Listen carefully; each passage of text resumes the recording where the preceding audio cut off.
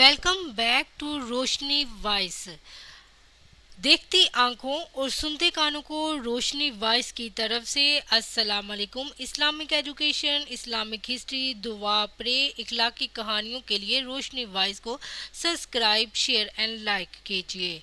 आज हम आप लोगों को सुनाने जा रहे हैं एक प्यारी सी स्टोरी। इब्राहिम बिन अदम बुखारा शहर के सुल्तान के बेटे थे। दिन गुजरते गए और वो नए सुल्तान बन गए। वो अमीर थे, खरीदारी करना पसंद करते थे, खुद खाना, दूसरों को खिलाना, ज़ियाफ़त करना, शिकार करना, कीमती जानवर पालना और सोना चांदी, दुनिया की जो भी चीज़ थी उनकी शहूद थी इन्हें। इनकी अक्ल कहती थी कि वो सब कुछ हासिल करने पर कुदरत रखते हैं। इन्हें किसी किस्म की कमी नहीं थी, सब कुछ हर एतबार से मुकम्मल था। मगर उनके अंदर एक खला था, एक तरीक खला जो वक़्त के साथ साथ मज़ीद गहरा होता गया। हर गुजरते दिन के साथ उनकी बेकरारी बढ़ती गई। एक दिन महल में उन्होंने बहुत बड़ी दावत की। अचानक एक देवा जैसी जिसामत रखने वाला आदमी महल में दाखिल हुआ।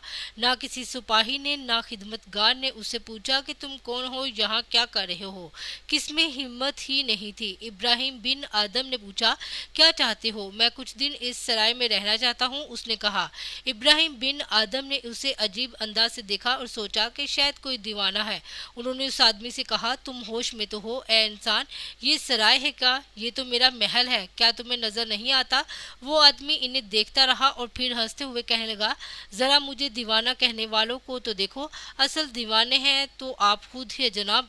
ठीक है, ये सराय नहीं, महल ही सही, मगर आपका महल कैसे हुआ? मेरे बाबा मेरे लिए छोड़ कर गए थे, इब्राहिम बिन आदम ने जवाब दिया। वो शख्स बोला, अच्छा तो फिर ये बताइए कि आपके बाबा से पहले ये किसका था? मेरे दादा का था, इब्राहिम बिन आदम ने जवाब दिया। और इनसे पहले किसका था? उस शख्स ने दोबारा पूछा। फलां शख्स के पास था, सुल्तान इब्राहिम बोले। और उस फलां शख्स से पहले किसका था? उस शख्स ने जवाब किया, उसके बाबा ने दिया होगा। सुल्तान इब्राहिम ने फिर जवाब दिया, अच्छा ठीक है, तो ये बताइए कि इन सब के साथ क्या हुआ? वो सब कहाँ चले गए? उस आदमी ने मुस्कुराते हुए पूछा। वो मर गए, इब्राहिम बिन आदम बोले। अच्छा, ये तुम्हारा महल कैसे हुआ जब इसमें इतने लोग रहे और चले गए? उस आदमी ने हैरानगी से पूछा।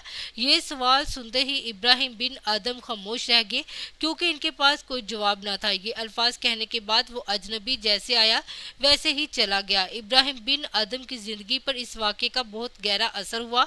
उन्होंने अपनी सल्तनत एक मौजूद शख्स के हवाले की और अपनी बकिया जिंदगी को दीन के लिए वक्फ कर दिया। इस वाक़े से हमें ये सबक मिलता है कि इस दुनिया में हर इंसान एक आर्जी मुद्दत के लिए आया है और कुछ भी हमेशा के लिए नहीं है। इंसान को इस जिंदगी में माल, दौलत, जायदाद या ओहदा जो भी मिले सब अल्लाह की अमानत है और ये सब यहीं छोड़कर चले जाना है। ज़रूरत है तो इस अमर की कि हम अपनी ज़िंदगी को कैसे गुजारते हैं, क्योंकि यही कामयाबी का राज है। दुआ है कि अल्लाह पाक हम सबको दुनिया व आखिरत में कामयाब करे। आमीन सुम्मा आमीन।